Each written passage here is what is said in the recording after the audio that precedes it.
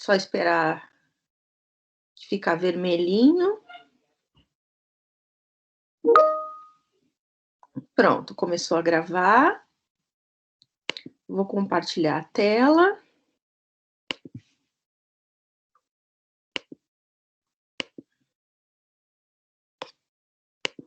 Estão vendo minha tela, gente? Estão vendo os slides? Sim, Sim, aparecendo. Ah, então tá bom. Então, vamos lá. Deixa eu só pegar o apontador aqui. Então, olha só. Semana passada a gente viu o sistema reprodutor feminino, né? Onde o foco foi o ovário, onde a gente viu a ovogênese, a formação do gameta feminino. Hoje a gente vai ver, então, o sistema reprodutor masculino. Na verdade, o foco é o testículo, onde a gente vai ver a espermatogênese e a formação do espermatozoide. Essa parte inicial, ela é muito semelhante ao que a gente já viu na semana passada, que é a formação da gônada masculina.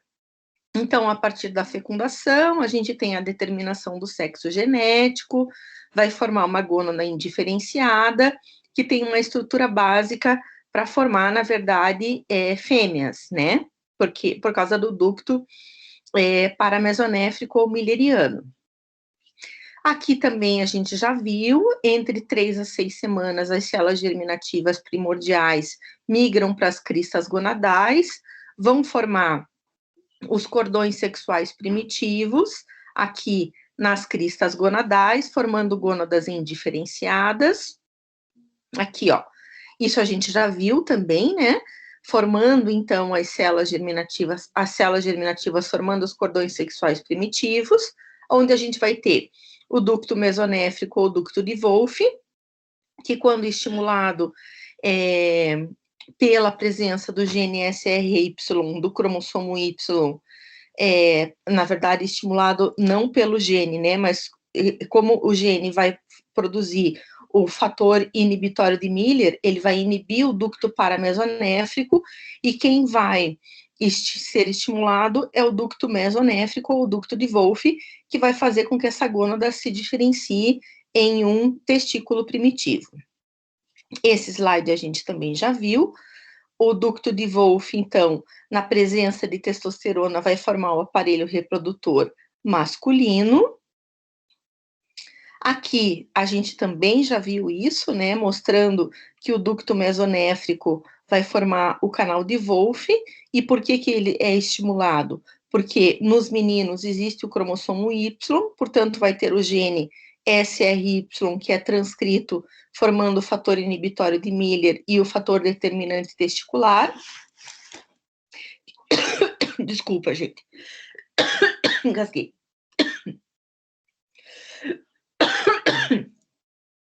Que vai inibir os ductos millerianos.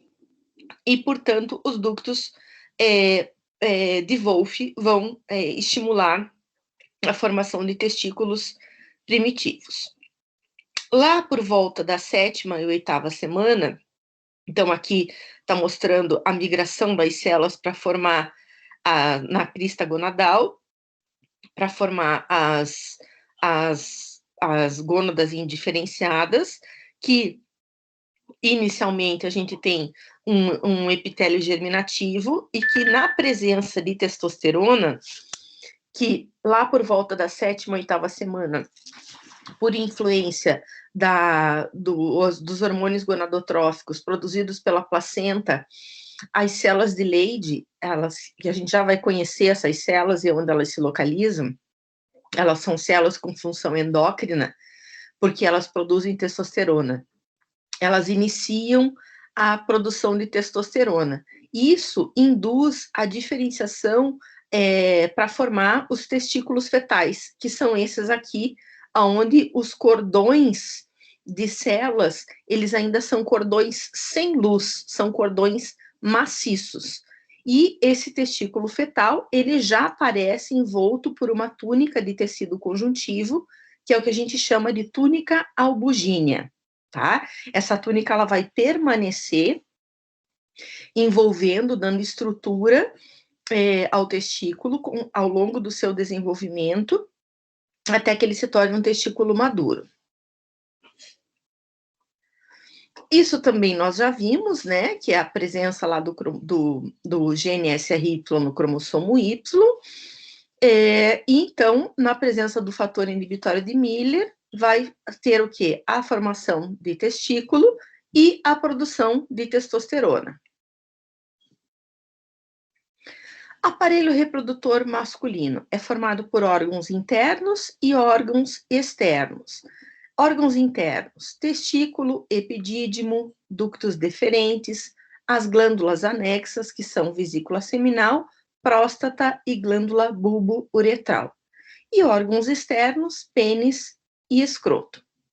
Aqui a gente tem um corte sagital do aparelho reprodutor masculino, tá? O nosso foco vai ser o testículo.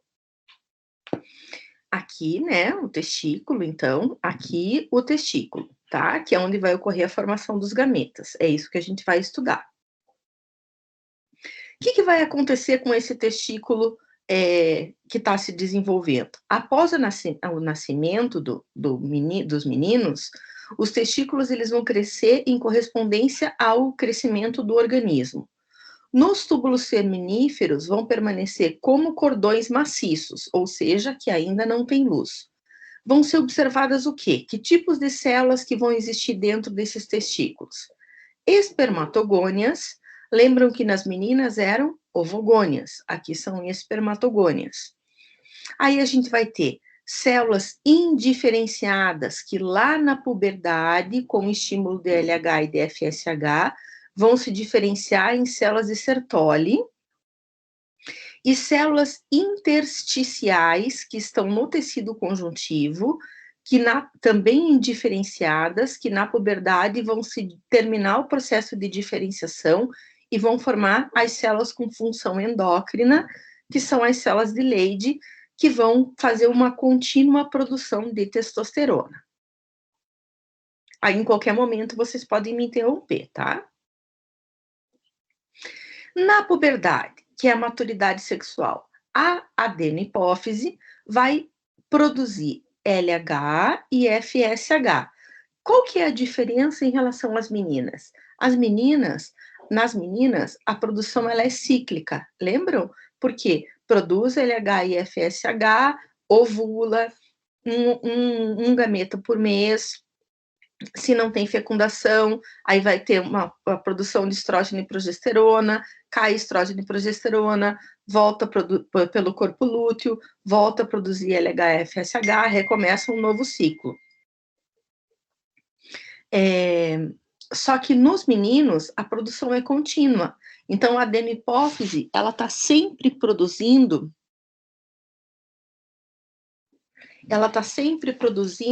LH e FSH. Esse LH e FSH, que é uma produção contínua, uma vez que faz um pico de produção na puberdade, ela vai fazer um aumento do diâmetro dos túbulos seminíferos localizados nos testículos, termina o processo de diferenciação das células de Sertoli, assim como o processo de diferenciação das células de Leydig, faz o crescimento dos genitais e o desenvolvimento dos caracteres sexuais secundários relacionados à maturidade sexual, tá? Aí a gente vai ter o quê? Essa estrutura aqui, vejam que aqui a gente tem o testículo, aí ele está aumentado aqui, ele é circundado, então, por essa túnica de tecido conjuntivo que emite septos para o interior do testículo, dividindo ele, então, em lóbulos, e existem túbulos enovelados. Esses túbulos enovelados, eles são os túbulos seminíferos, aqui, ó, túbulos seminíferos, tá? Qual é a função dos testículos? Tem duas funções: produzir gametas, que são os espermatozoides, e produzir hormônio, que é produzir testosterona, assim como o ovário. O ovário tinha função de produzir gametas, que são os óvulos, e produzir estrógeno e progesterona. Então, também tem função endócrina, é o hormônio sexual. Aqui é a mesma coisa.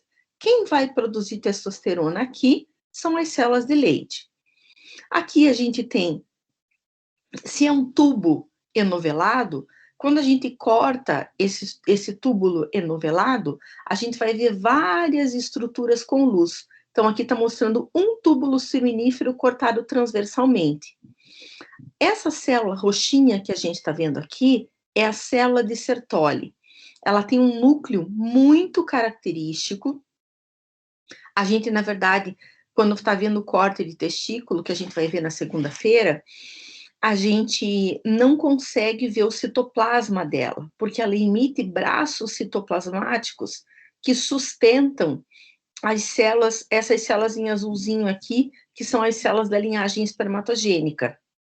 Elas são responsáveis pela sustentação e pela nutrição das células da linhagem espermatogênica. O que a gente consegue observar da célula de Sertoli é o núcleo dela. Ela tem um núcleo triangular, claro, com bastante eucromatina e com um nucleolo bem pontuadinho, assim que a gente vai fazer a identificação. E ela vai ficar na luz do túbulo seminífero. Fora do túbulo seminífero, que é no tecido conjuntivo frouxo, que é o que a gente chama de tecido intersticial, nós vamos ter pequenos capilares, alguns fibroblastos, que são células do tecido conjuntivo com núcleo alongado, e células de Leydig. As células de Leydig, portanto, são intersticiais, elas vão estar nesse tecido que é chamado de tecido intersticial, e são as células produtoras de testosterona. Elas têm uma característica histológica de ter um citoplasma bastante eosinofílico, róseo, devido à produção de testosterona. Os túbulos seminíferos, eles são envoltos, então, por uma membrana basal e vão apresentar também células pavimentosas, bem pavimentosas em torno deles, que são chamadas de células mioides.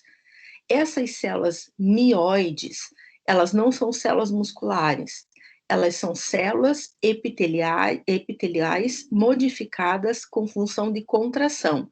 Então, elas ficam em torno desse túbulo seminífero e ajudam contraindo o túbulo seminífero, ajudando na expulsão dos espermatozoides, certo? E essas células em azul, que são essas que a gente está vendo aqui, num corte como se fosse uma fatia de pizza do túbulo seminífero, são as células que a gente chama do epitélio seminífero, ou que a gente chama da linhagem espermatogênica, que vai desde a espermatogônia, a mais basal, aqui próxima à membrana basal, até o espermatozoide. A gente vai falar delas uma por uma. E são essas células que a gente vai, no corte de testículo, fazer identificação na segunda-feira. Então, vamos começar com esse tecido intersticial. Então, aqui, ó, aquele mesmo desenho esquemático, e aqui a gente tem, aqui é um túbulo seminífero, aqui é outro túbulo seminífero, e para cá, à direita, é outro túbulo seminífero. E aqui no meio é o tecido conjuntivo frouxo que fica entre os túbulos seminíferos, que é o que a gente chama de tecido intersticial. Essas células aqui, com esse núcleo redondo, róseas, essas células aqui, ó, elas são células de Leydig. As células de Leydig ficam, portanto, sempre próximas a capilares sanguíneos.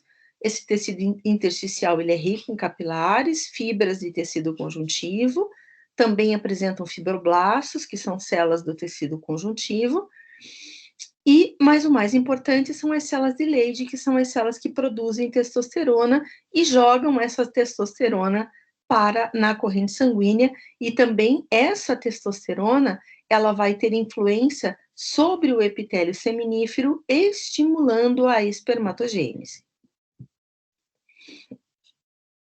A testosterona, que é o hormônio sexual masculino, é sintetizado também em pequenas quantidades pelas glândulas suprarrenais, portanto, nós, mulheres, meninas, Também temos uma produção basal de testosterona que é feita pela suprarrenal, mas os meninos têm uma quantidade muito maior de testosterona que é produzido pelas células de Leydig do testículo.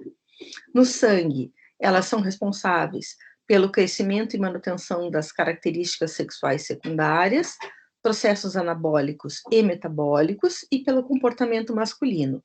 E nos túbulos seminíferos, a testosterona, como eu já mencionei anteriormente, ela é responsável pelo estímulo da espermatogênese, para formar os espermatozoides, que são os gametas masculinos.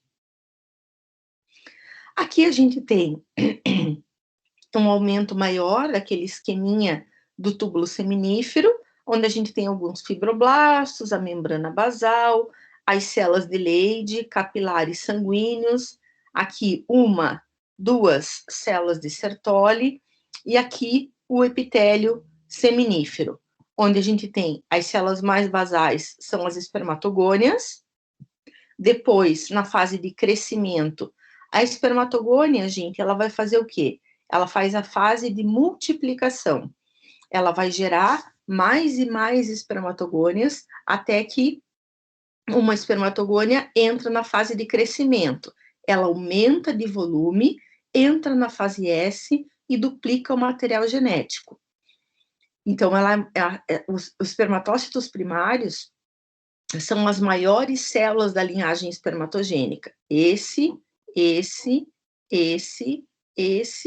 esse. Depois, nós temos aquele que dura menos tempo, cerca de 12 horas apenas, por isso ele não é visível nas lâminas histológicas, que é o espermatócito secundário, que vai fazer a meiose 1, dividir os cromossomos. Depois nós temos as espermátides, que são desde alongadas até mais compridinhas, que são as espermátides mais redondinhas. Elas são as espermátides iniciais, e as mais alongadas, que a gente já vai ver no corte histológico, são chamadas espermátides tardias. Essas não se dividem mais, elas se diferenciam. Elas fazem o que a gente chama de espermiogênese, que é um processo de diferenciação celular, porque desta célula redondinha, elas vão se transformar no espermatozoide. Então, é uma intensa diferenciação celular.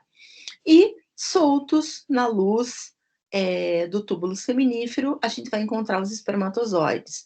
Aqui está sendo representado o espermatozoide preso ainda no citoplasma da célula de Sertoli, mas ele fica preso por segundos, porque, na verdade, devido ao movimento do flagelo, assim que ele se forma, ele se solta do citoplasma da célula de Sertoli e fica livre na luz do túbulo seminífero. Aqui a gente tem, então, um túbulo seminífero, as várias células, e aqui em aumento maior, a membrana basal. Essas células da base aqui, menorzinhas, são as espermatogônias. Essas grandonas aqui são os espermatócitos primários. E esses aqui são as espermátides iniciais. E aqui em cima a gente seria uma espermátide mais para tardia, tá? E essa célula com esse núcleo triangular com nucleolo pontuado e essa outra aqui com núcleo claro e nucleolo pontuado são núcleos de células de Sertoli.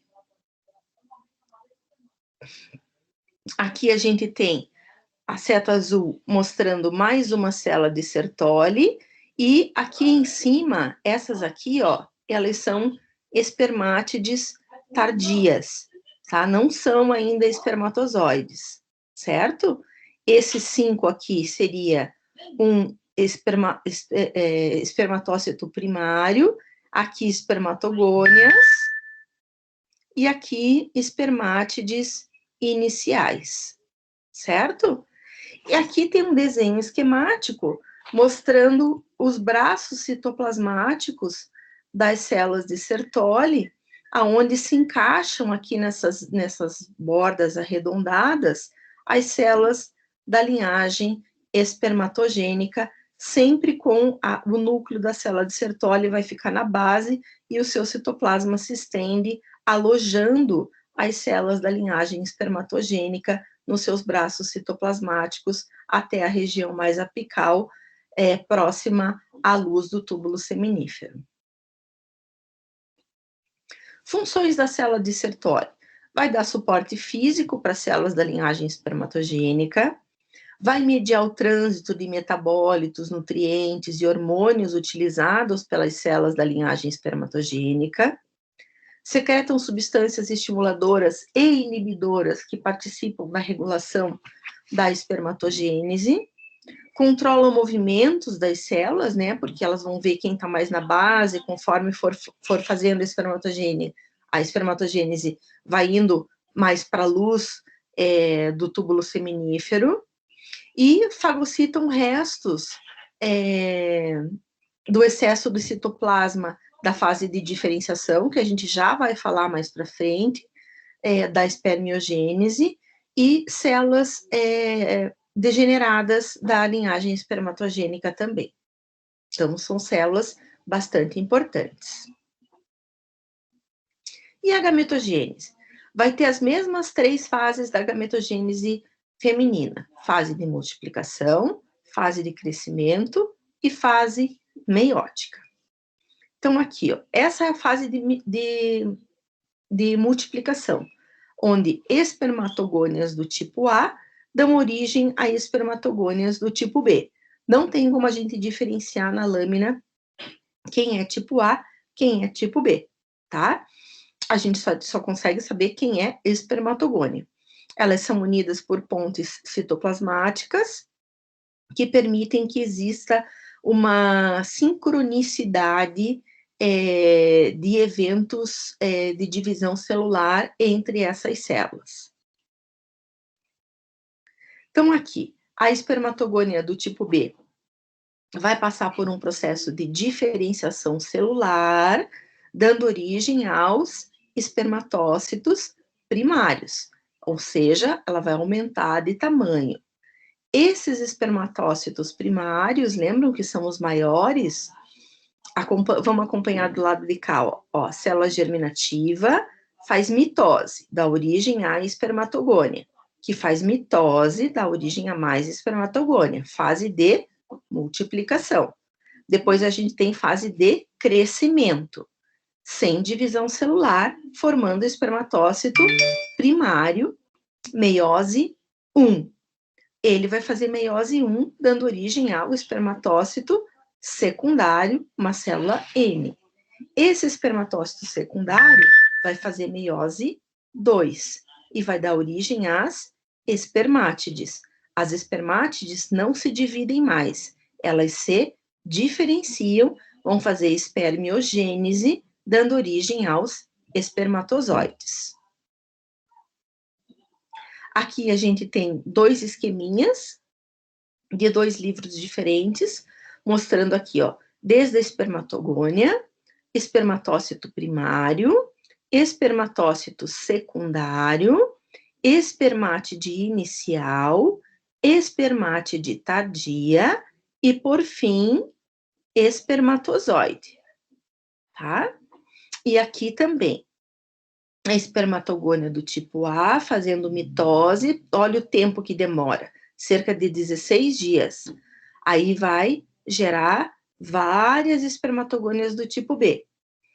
Espermatócito primário vai fazer meiose 1. Essa meiose 1, ela vai demorar cerca de 24 dias, portanto, são células visíveis na lâmina histológica. Já o espermatócito secundário, ele dura, a meiose 2, ela dura apenas algumas horas, então ele não é visível na lâmina histológica. E daí, a espermátide, que vai perder uma grande parte, praticamente todo o seu citoplasma, vai fazer a diferenciação, que é a espermiogênese, para formar os espermatozoides.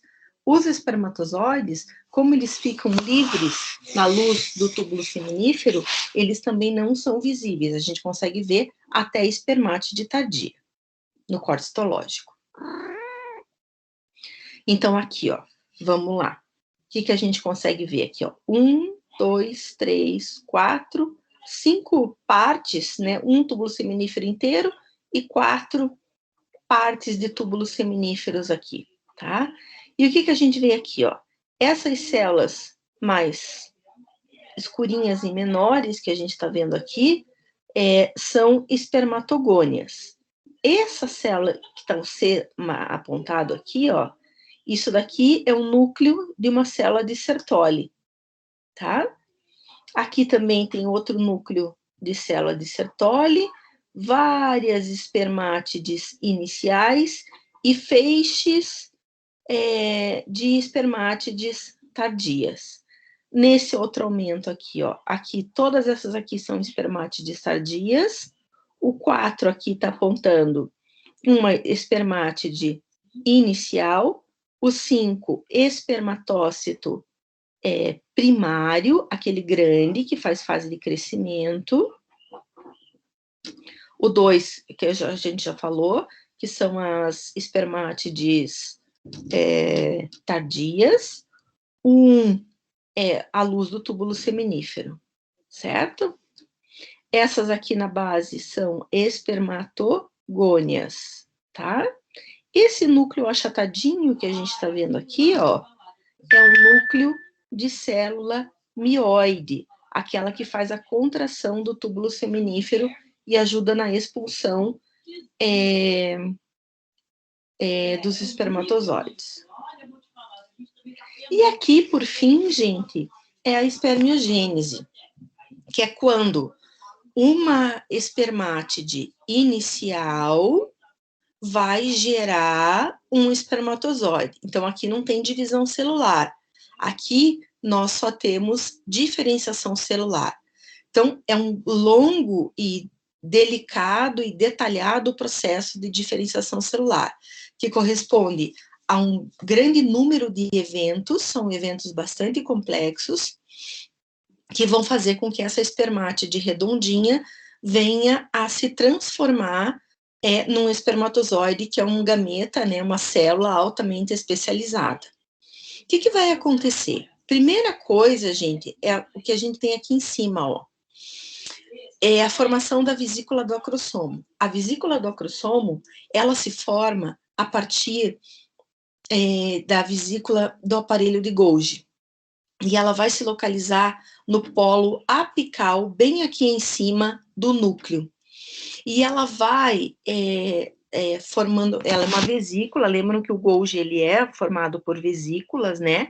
Então, essa vesícula, ela vai envolvendo o núcleo, descendo em relação ao polo oposto, envolvendo o núcleo. Por quê? Essa bolsa de Golgi, ela passa a ser chamada de vesícula do acrossomo e que vai envolver o material genético. Vai envolvendo o material genético conforme a gente está vendo aqui, ó, tá? Então, ela vai envolvendo. Ao mesmo tempo, esse núcleo vai se tornando um núcleo alongado. Deixa de ser um núcleo arredondado e vai se tornando um núcleo alongado. Ao mesmo tempo, os centríolos, aqui no 2, ó, migram para o polo oposto da vesícula do acrossomo. Por quê? Vocês devem ter visto a estrutura dos centríolos na biologia celular, estrutura de cílios e de flagelos, onde a gente tem aquela estrutura do axonema, onde tem o quê? 9 pares incompletos, ou um par central de microtúbulos. E da onde se forma o flagelo? A partir da polimerização de microtúbulos. Então, os centríolos vão migrar para o polo oposto, aqui, para fazer a polimerização do flagelo. Então, eles começam a polimerizar microtúbulos para fazer a formação desse flagelo no polo oposto. Também, ao mesmo tempo, gente, o restante das organelas e do citoplasma, eles vão formando bolsas citoplasmáticas. Vejam só aqui, ó. Então, a vesícula do acrossomo vai descendo, o centríolo vai polimerizando microtúbulos e vai formando o flagelo, bolsas citoplasmáticas vão se formando e vão sendo retiradas desta célula, ó, aqui tem uma bolsa, o excesso de citoplasma vai saindo, as mitocôndrias, elas vão migrando e formando uma espiral nessa região inicial do flagelo, porque o batimento flagelar é dependente da energia química do ATP. Então, as mitocôndrias vão formar nessa região aqui, nessa peça inicial do flagelo, elas vão se alojar, formando uma espiral ao redor do flagelo. E essas bolsas citoplasmáticas, esse excesso de citoplasma, ele sai, e quem vai fazer a fagocitose dele? Porque ele vai ficar ali na lusotúbulo seminífero.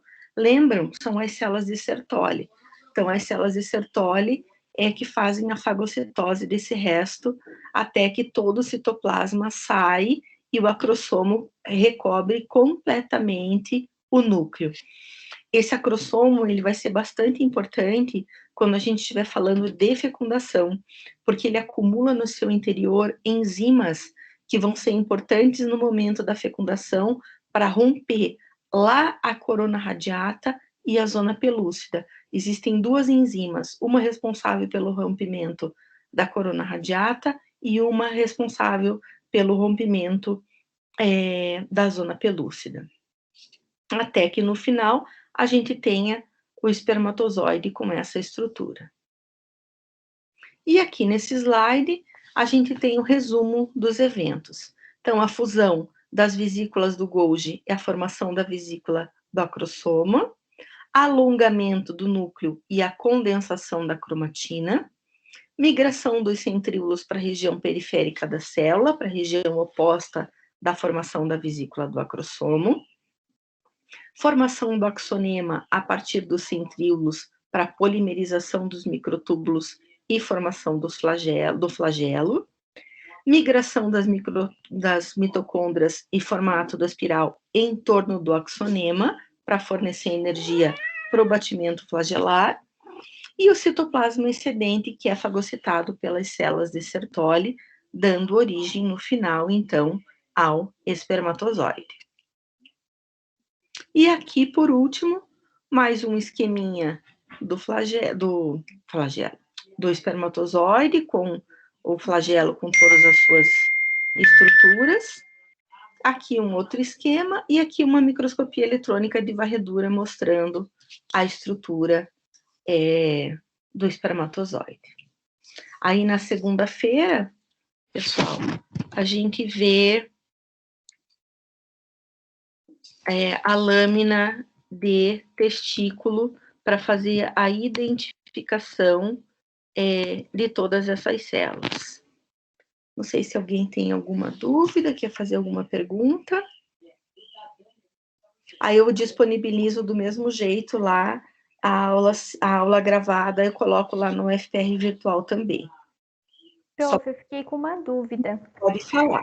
No início da apresentação, você explicou sobre o citoplasma ser bem eosinofílico, né? Isso. Esse termo significa róseo? Ou tem outro significado? Vocês não tiveram na Biocel aula prática, eu esqueço.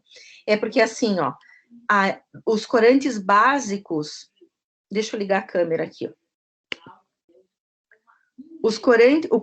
A coloração mais básica que a gente utiliza nas lâminas histológicas se chama HE, que é hematoxilina, que é um corante, e eosina.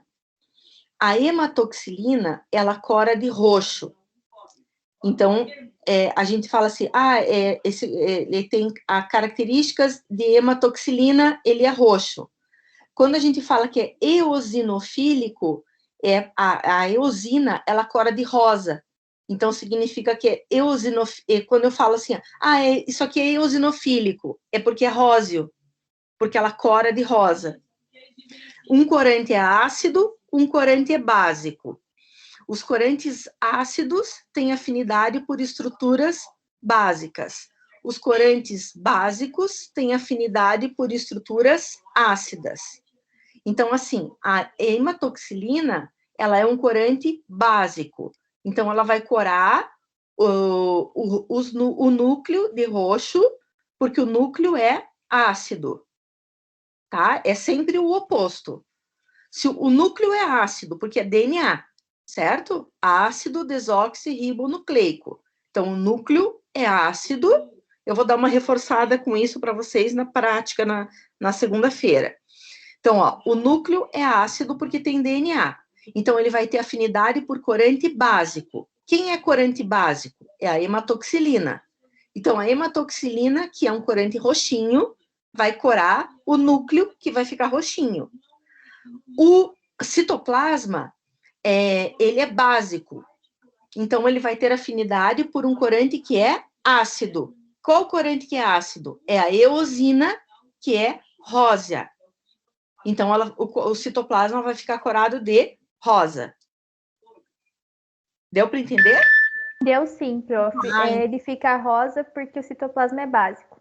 Isso mesmo. Entendi. Tá bom? Obrigada. De nada.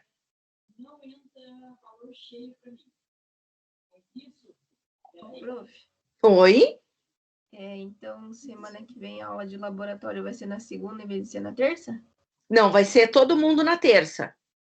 Ah, tá bom, então. Tá bom? Todo mundo na terça-feira, 3h30, no laboratório 219. Que o 217, o microscópio lá da frente da câmera tá com problema. Então, a gente vai ficar no 219. Tá, e eu tenho uma dúvida sobre aqueles túbulos maciços. Sobre o quê? Aqueles túbulos maciços. Ah, tá, os túbulos maciços. Lá no vesículo fetal. Isso, eles ficam maciços até a puberdade? 100% maciços? Não. Logo após o nascimento, eles ainda ficam maciços. Ao longo da infância, eles começam a ter luz, mas eles vão ter uma luz completamente desenvolvida lá na puberdade mesmo. Então tá bom. Tá bom? Beleza, obrigada.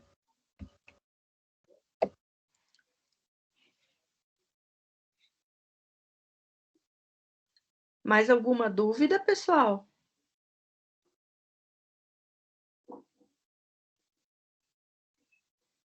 Então, eu vou Da minha parte era só, prof. Só vou interromper a gravação.